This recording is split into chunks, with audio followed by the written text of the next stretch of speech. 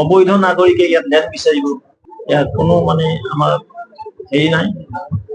প্ৰতিজন অসমীয়াই অসমীয়া সন্তানে ইয়াৰ বিৰোধিতা কৰিছে আৰু আমি বিৰোধিতা কৰিছো। ইয়াত অসমত আৰু ম্যায়ালয় হ'ব নোৱাৰে, ক'ত হৈ নাজানো, কিন্তু অসমত ভাৰতবৰ্ষত ম্যায়ালয় হ'ব নোৱাৰে। বিদ্যান নিৰ্বাচন এতিয়া তুংগত আছে, হয়তো অচিৰে দিন ঘোষণা হ'ব।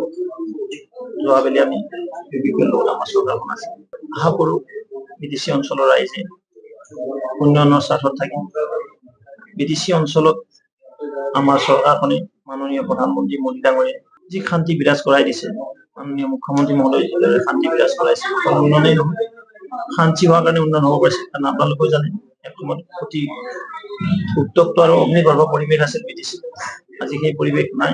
আজি পুৰা সমগ্ৰ বিটিচি অঞ্চল শান্ত, তাত শান্ত থকাৰ কাৰণে, শান্তিটো বিৰাজমান হৈ থকাৰ কাৰণে উন্নয়ন হৈছে। আৰু আমাৰ বিশ্বাস আছে বিটিচি নিৰ্বাচনত আমাৰ দলে খুব ভাল ফলাফল দেখুৱাবলৈ সক্ষম। উচ্ছেদ ৰোধৰ বাবে অখিল গগৈয়ে এইবাৰ ৰাজপথলৈ 20,000 মুছলমান লোক খপাব বুলি কৈছে। অখিল গগৈৰ প্ৰথমতে অসম নচলে, নাম্বাৰ 1। আৰু তেওঁলোকে সদায় সেই নেগেটিভ নেৰেটিভ, তেওঁলোকে যিসকলে আজি অবৈধভাৱে মাটি দখল কৰিছে তেওঁলোকৰ পক্ষত থিয় হয়, এইটো অসমৰ জনগণে বিচৰা নাই নহয়। অসমৰ জনগণে কি কৈ আছে? লক্ষ লক্ষ জনতাই কৈছে যে বেদখল উচ্ছেদ আৰু মনাৰপুৰ হাইকোৰ্টেও ইয়াৰ ইনজাংচন দিছে। কৌতুকো অৱমাননা কৰে, তেওঁলোকে এটা বিশৃংখল পৰিৱেশ কৰি কেনেদৰে অসমখন উন্নয়নৰ পৰা বাৰণ কৰিব পাৰে, এইবিলাক কথা চিন্তাধাৰা কৰে। বামপন্থী চিন্তাধাৰাবিলাক সেইবিলাকে হাল্লা চিল্লা কৰি বেছি ভাল পায়, জনতাৰ উন্নয়নটো নকৰে। কাৰণ মই ত্ৰিপুৰাত গৈছো, মই আজি কৈছো আপোনাক, ত্ৰিপুৰাত একো নাছিলে আন্দোলন যেতিয়ালৈকে বিজেপি চৰকাৰখন আছিল।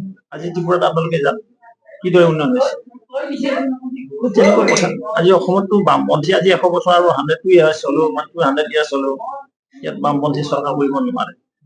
কৰবাত কেতিয়াবা কৈ এজন বিধায়ক জিতাটো বহুত ডাঙৰ কথা নহয়। কিছুমান বেলেগ বেলেগ ইকুৱেশ্যনত এজন বিধায়ক জিতি আহে, অহা বছৰত তেওঁ হাৰি আছে 26 নিজৰ স্থিতি নাই। মোৰতো ধাৰণা হৈছে তাৰ পৰা খেলিব নেখেলে। অবৈধ নাগৰিকে ইয়াত ন্যায় বিচাৰিব, ইয়াত কোনো আমাৰ হেৰি নাই। প্ৰতিজন অসমীয়াই অসমীয়া সন্তানে ইয়াৰ বিৰোধিতা কৰিছে আৰু আমি বিৰোধিতা কৰিছো। ইয়াত অসমত আৰু ম্যায়ালয় হ'ব নোৱাৰে, ক'ত হৈ নাজানো, কিন্তু অসমত ভাৰতবৰ্ষত ম্যায়ালয় হ'ব নোৱাৰে। বিদ্যান নিৰ্বাচন এতিয়া তুংগত আছে, হয়তো অচিৰে দিন ঘোষণা হ'ব।